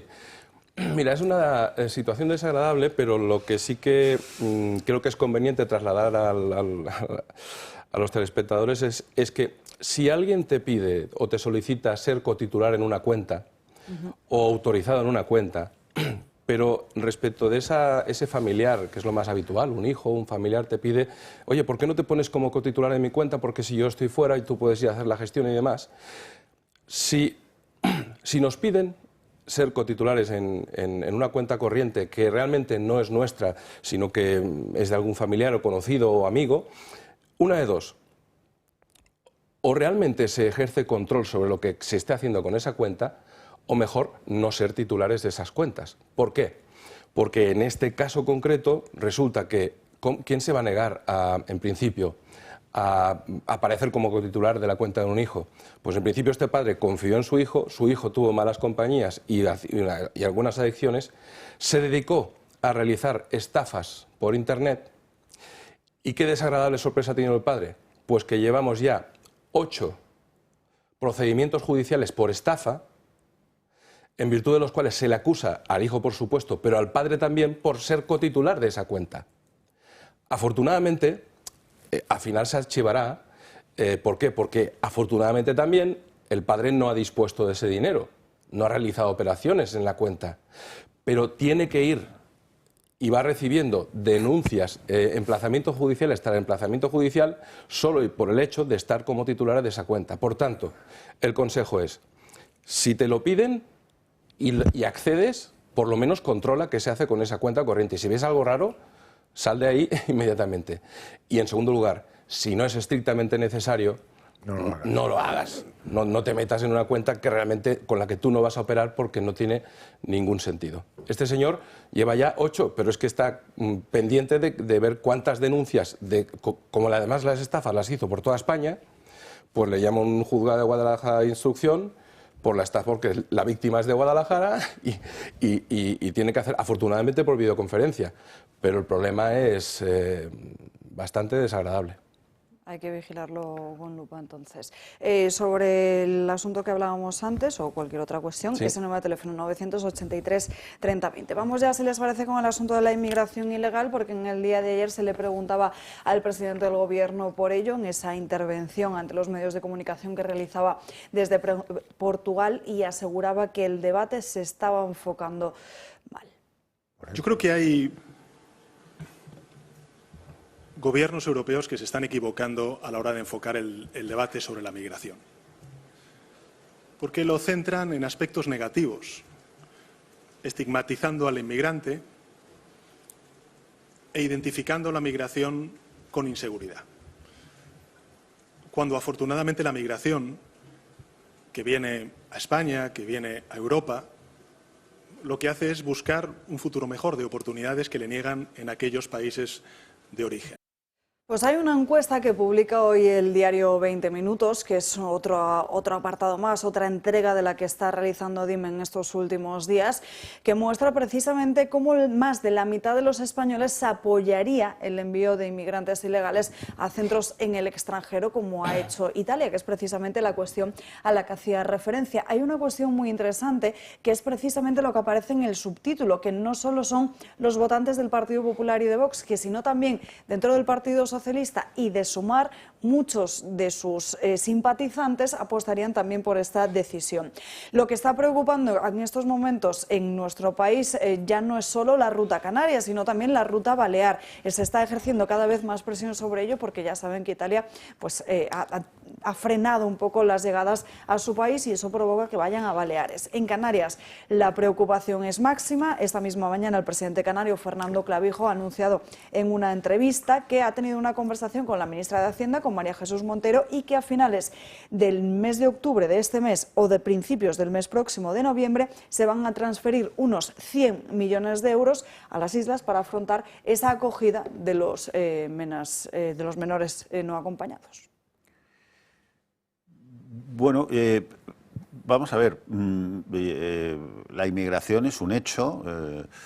El presidente del Gobierno dice que es un hecho positivo, pues como todos los hechos, pues unos serán positivos, otros serán no tan positivos, depende de las personas. Lo que no cabe duda es que la ilegalidad de la inmigración introduce un elemento que no es positivo. Entonces, lo que tenemos que ver es cómo tratamos a los inmigrantes ilegales. Y lo estamos comprobando que cuando queremos que vayan a un aeropuerto cerrado en Ciudad Real, todas las autoridades de todos los colores dicen de ninguna manera, aquí no queremos que vengan. Luego, tampoco seamos tan críticos de los alemanes o de los ingleses o de los italianos. Es decir, es que acaba de pasar la semana pasada en Ciudad Real. Es decir, la gente no quiere que haya eso cerca de su casa. Y creo que hay un municipio en la Comunidad de Madrid donde se quería instalar un centro de menas, donde el ayuntamiento dijo que de ninguna manera. El ayuntamiento del PSOE. Bueno, el ayuntamiento del PSOE, pero seguramente si fuera del PP también lo diría. Entonces, cuando se dice, no es que la población de fuera, los alemanes, bueno, no, mire usted, aquí hay un problema, la ilegalidad introduce un elemento negativo. Entonces, lo que tenemos que definir muy claramente es cómo tratamos esa ilegalidad. España el año pasado expulsó los mismos números de inmigrantes ilegales que Alemania o que Francia, por lo tanto estamos haciendo lo mismo. Lo que pasa es que los números son tremendos, ¿no? Canarias. La semana pasada, no hace mucho, la BBC, públicamente, citando organismos de Naciones Unidas, cifró la ruta canaria para los traficantes en 150 millones de dólares al año de negocio. Luego, aquí hay gente que está ganando mucho dinero y hay gente que está sufriendo mucho, ¿no? Seguramente los primeros, los inmigrantes, pero también otras personas. El presidente del gobierno, si no recuerdo mal, en su último viaje a Mauritania, habló de acompasar el deseo de inmigrar con preparación laboral y contratos. De eso ya nunca más se supo, de eso ya hemos pasado. Indudablemente, si los inmigrantes no vienen a trabajar de manera ordenada y de manera productiva, pues la reacción de la población va a ser mala, inevitablemente. Entonces, ¿qué se ha hecho de esa propuesta para que las empresarias, para que las organizaciones empresariales sean capaces de, si necesitan mano de obra, prepararla, traerla, después que sea... Me parece que la terminología era circular. Sí. Vale, pues circular, llamémoslo como nos dé la gana. Pero al final había devolución. Sí, es decir, estaban aquí unos meses, supongo que eso se puede matizar, etcétera. Pero tendremos que plantearnos, lo que no puede ser es lo que vimos el otro día, una patera con 200 personas, que es imposible que haya salido de Mauritania así, es imposible, porque no puede, con un motorcito fuera de borda. 11 días dijeron ellos que habían estado en el mar. Posible, no se lo cree nadie. No vive ni uno. Los 150 millones de negocio, reconocido por Naciones Unidas, son otros barcos, sí. No son esos. Dan para logística, ¿eh? No, claro, dan para logística más de lo que le ofrece el Estado español a Canarias. Entonces, y eso que ya veremos si se lo dan, porque estas cosas ya sabemos que no se cumplen con la eficacia que nos gustaría a todos, ¿no? Entonces, es indudable que tenemos que plantearnos la necesidad de que esas personas tengan un nivel laboral que les podemos suministrar, deberíamos de podérselo suministrar, yo creo que en muchas áreas seguramente, y una ordenación. Pero al mismo tiempo hay un elemento que estamos viendo, y es que hay personas que entran ilegalmente y que eso para las sociedades democráticas es, al final, pues tendrás que plantearte si pueden seguir ilegalmente en tu país. Y todo lo demás me parece un poco de, no sé, no quiero poner calificativos porque es muy peligroso y seguramente muy injusto. Pero esto lo que no se puede tratar es, no queremos inmigrantes ilegales, no queremos campamentos, no queremos que estén en ningún sitio, queremos que desaparezcan de nuestra vista. Bueno, eso no puede ser, eso no es verdad, eso no es verdad. Y por lo tanto tendremos... ¿Qué hacemos con los menas que tenemos recluidos durante los 2 o 3 años que son responsabilidad del Estado español? ¿Se les enseña algo? ¿Aprenden algo? No. ¿Se les prepara? ¿Se les ofrece oportunidades? ¿Se hace algo? ¿O no se hace nada? Se le suelta por la mañana y se le recoge por la noche. Ese es el problema. No, pero eso es pero vamos a ver, cualquiera que haya tenido hijos, yo he tenido, sabemos el esfuerzo que hay que hacer. Claro, que no funciona así, claro. Si no funciona con tus hijos, ¿cómo va a funcionar con los hijos del vecino? Es imposible. El Estado español tendrá que plantear... Entonces, a mí me parece muy bien todo esto de decir, es bueno que hay inmigración, hay que las sociedades tienen que mezclarse, viene gente con nuevos impulsos, todo eso, bueno, sí, unos sí y otros no, ya veremos, ¿no? Pero el Estado tendría que tener una respuesta positiva y efectiva. Ahora, lo que no es creíble es que unos chicos maltratados, perseguidos, violados física y sexualmente, que aterrizan aquí con 17 años, cuando tengan 18, adiós, no queremos saber nada más de ti. No, a ver, yo es que esa especie de discurso de predicador de oferta me parece muy interesante, porque esto lo podemos hacer todos, el amor universal, la madre que te parió, eso está tirado. Pero hay una confusión intelectual de fondo muy grave, ¿no? Que es que él confunde la inmigración legal con la ilegal. Sí. Es un pequeño problema, y como ha dicho Rodrigo, es otra cosa. Añade otra cosa. Sobre todo añade una palabra maldita que quiere decir que te has saltado la ley para ser inmigrante, con lo cual ya el enfoque es negativo. Suprimir la inmigración ilegal evidentemente es imposible. Siempre entrarán, porque no hay quien se blinde. O sea, todas las novelas de ciencia ficción en las películas acaban en un gran muro, si os acordáis, con unas pocas, tipo Ávila, pero lo bestia, con unas pocas puertas y metralletas delante. Es la única opción, pero eso no lo va a hacer nadie en Europa. Entonces, quiero decir que hay que trabajar, invertir, pensar sobre la inmigración legal y ver qué se hace con los que se cuelen con el ilegal, que se van a colar algunos. Y entonces, claro, la solución del ilegal no es cogerlo, meterlo en un campo de fútbol o en una piscina o en un aeropuerto, ahí, que te espabiles y a ver qué comes. Eso hemos dicho siempre que no funciona así. O coges a un señor que se te ha colado y lo echas, y eso puede ser una mala persona, o lo echas o lo transformas para que puedas seguir aquí con algo que hacer. Porque si no tiene nada que hacer, ¿de qué puñeta va a comer? No se va a comer las piernas, ¿no? Entonces yo creo que es que el gran problema es este. Y como no tiene ni puñetera idea o ningún interés en hacerlo, pero también le doy un avisito, o se empieza a plantear, por la encuesta esa, o se empiezan a plantear que eso hay que hacer algo, o no, la gente no querrá expulsar solo a los inmigrantes a no sé dónde, también a los políticos que lo han provocado. Y si no, al tiempo. Pero porque eso acabará mal, El propio presidente cambió un poco su discurso. Sí, pero eso acabará mal, O sea, la gente cuando se ve acosada, llega un momento que no razona. Y acordaos que cuando no hay ley, manda la ley del más fuerte o la ley del oeste. Y entonces se hacen auténticas animaladas. Y entonces el inmigrante que corra porque va a salir mal parado. Por culpa del legislador que lo ha hecho mal y del político que no ha hecho nada. Precisamente lo que el señor presidente nos viene a decir es que ¿de qué nos estamos quejando? Si la inmigración es buenísima en los términos en los que se está produciendo en este momento. Pero claro, la realidad no se acompasa mucho con el discurso del señor presidente. ¿Por qué? Porque, por ejemplo, en Barcelona ha aumentado tantísimo la utilización de machetes y de peleas por las calles con machetes, o, por ejemplo, que la policía, tanto Mossos d'Esquadra como la policía local, ahora están empezando a hacer redadas para ver si la gente por la calle lleva armas blancas, que una de dos. O es que a los ciudadanos españoles nos ha dado ahora por hacer un revival de la serie de Curro Jiménez y ahora nos ha dado por tener navajas todos y pegarnos navajazos por las calles de Barcelona, o sinceramente lo que está ocurriendo es que hay una determinada inmigración ilegal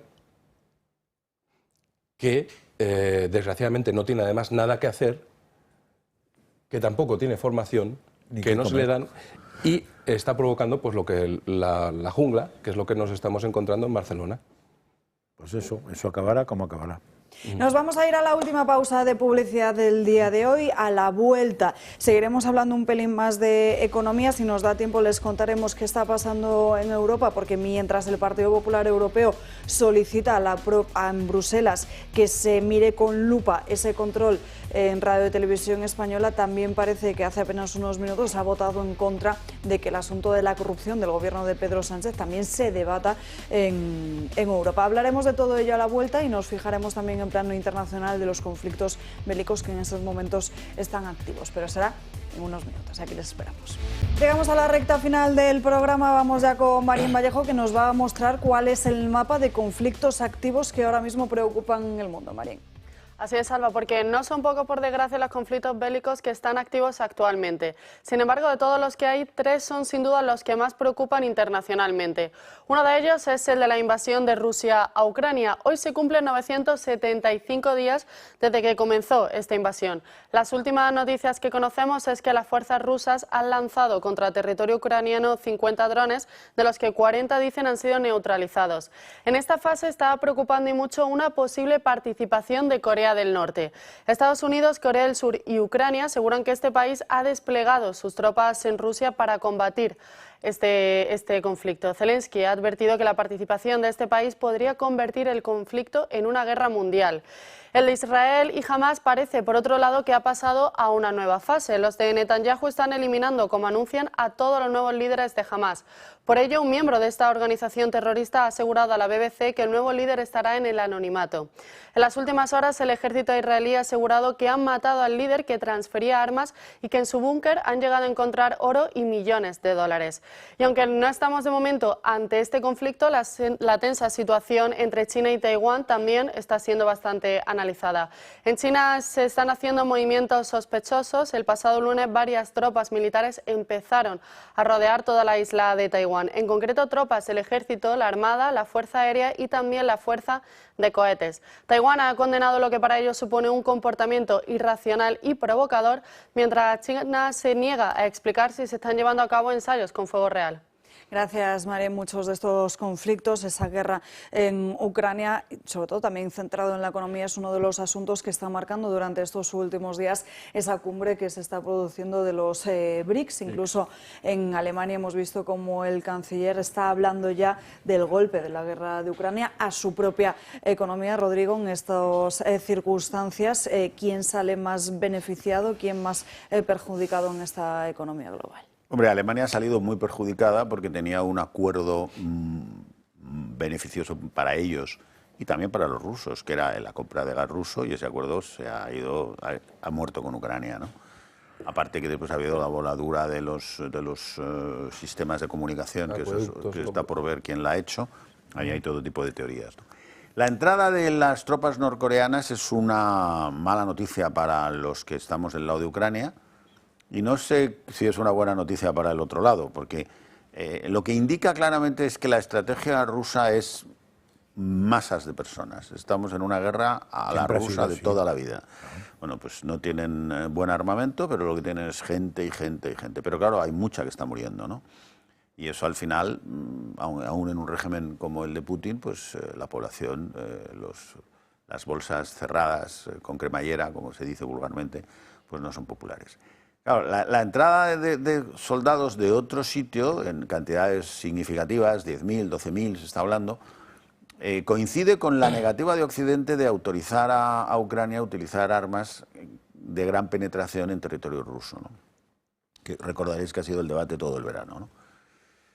Bueno, claro, esto se va calentando, ¿no? Se va calentando en una dirección muy peligrosa, ¿no? Muy peligrosa. Pero inevitable, es decir, Rusia no acaba de ganar esa guerra, tampoco la pierde. Las cifras que se están dando, claro, todas estas son muy difíciles de estar seguro de que no te están intoxicando, ¿no? Pero la última cifra que estaba dando la OTAN eran 600.000 entre muertos y heridos del lado ruso, ¿no? Es una cifra pavorosa, ¿no? Que en Ucrania pues pueden ser 200.000 o 300.000. Estamos hablando ya de una guerra que empieza a tener unos niveles de mortandad tremendos, ¿no? En la que además, como hemos podido comprobar, tampoco se gana tanto territorio, ni por un lado ni por el otro. Está estancada casi desde el principio. ¿Qué solución hay para eso? Pues desde luego la entrada de los norcoreanos es una noticia complicadísima para Europa y para Estados Unidos. Y también indica hasta qué punto la debilidad ya que tiene el régimen ruso de poder manejar a su propia población en esa guerra, ¿no?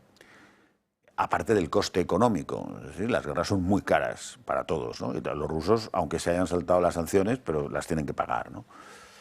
En el otro lado, en Oriente Medio, pues claramente Irán no le va bien. Uno de sus aliados, que es Hamás, está no desaparecido, porque no va a desaparecer, pero destruido. Si el líder tiene que ser anónimo, pues estamos en una situación muy complicada. Seguramente no se presenta nadie ya.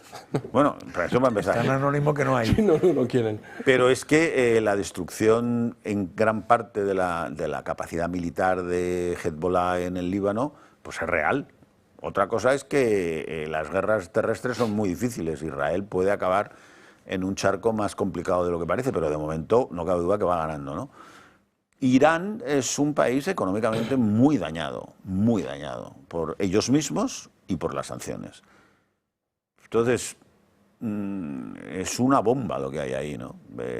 Claramente Netanyahu está aprovechando la ocasión entre una cosa y otra, entre los éxitos militares y el vacío político de Estados Unidos, está apretando totalmente para dejar a Irán reducido militarmente a un país que no tiene prestigio en la región y probablemente está perdiéndolo, ¿no?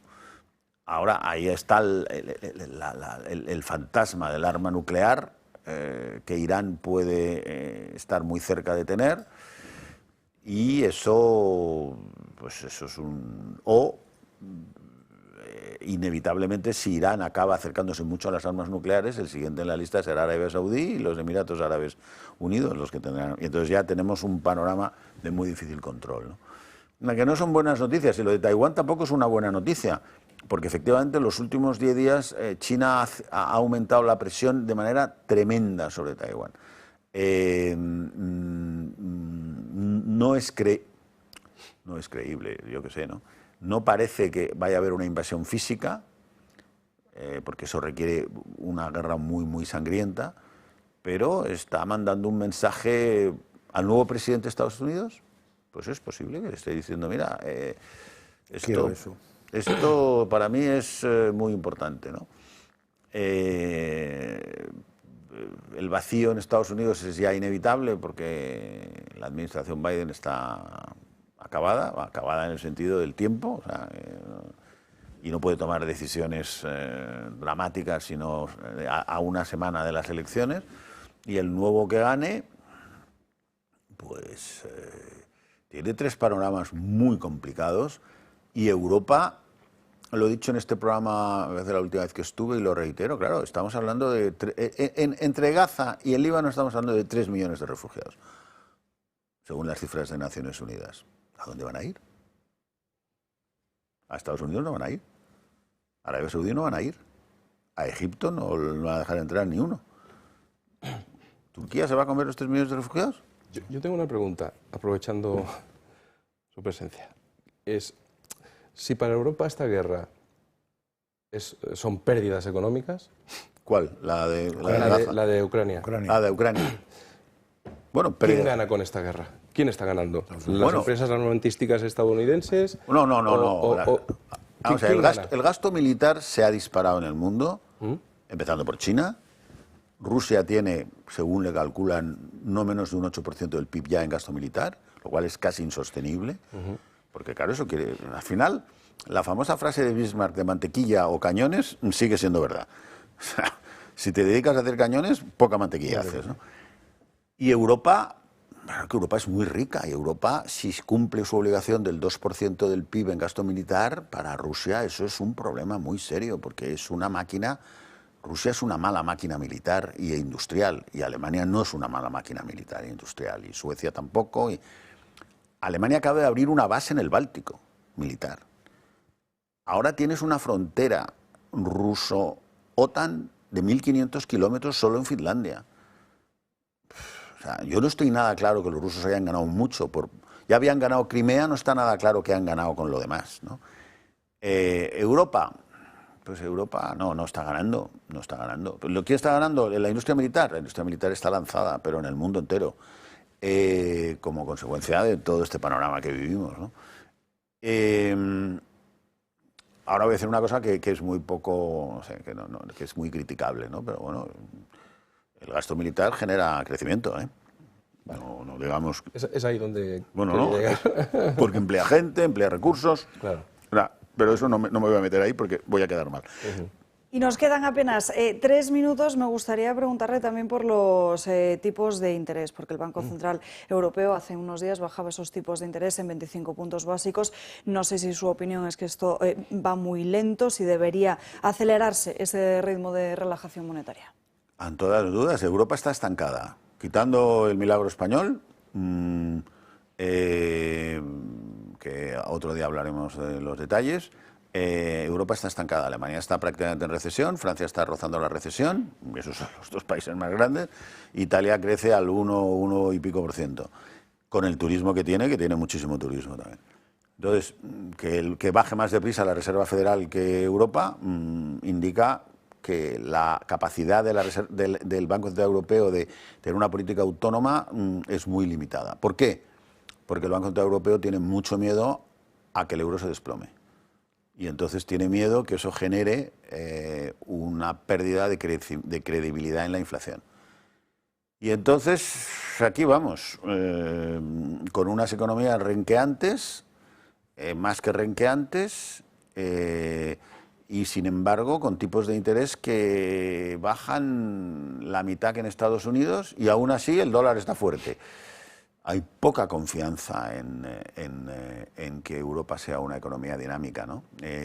Siendo una economía muy próspera y llena de cosas magníficas, pero la realidad es que en este momento los mercados no están apostando por Europa, ¿no?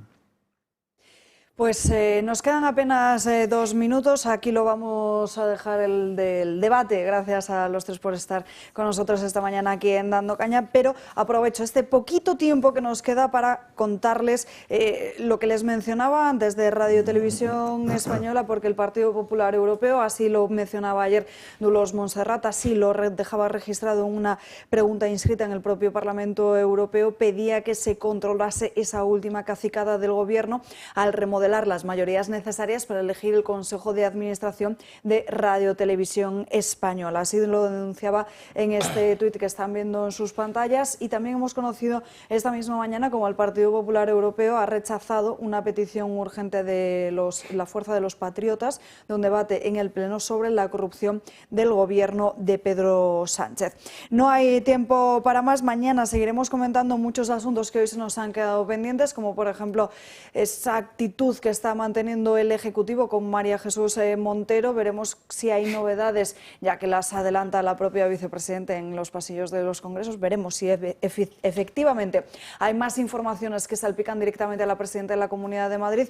Son unas afirmaciones además muy graves, después de que hace apenas unos 6 días el propio fiscal general del Estado asegurase en una entrevista que también tenía información sobre mucha gente en sus manos que podría hacer mucho daño. En fin, seguiremos hablando de ello mañana para terminar la semana. No hay tiempo para más. Ya saben que pueden seguir informados en todas nuestras redes sociales, por supuesto en el canal de Telegram de Julia Eriza el Toro, que hoy no ha podido acompañarnos, y esta tarde en la redacción abierta con Xavier Orcajo. Por lo demás, les deseamos que pasen un feliz jueves, que descansen, y mañana les esperamos aquí como siempre a las 12 para seguir dando caña. Que tengan un feliz día y hasta mañana. Adiós.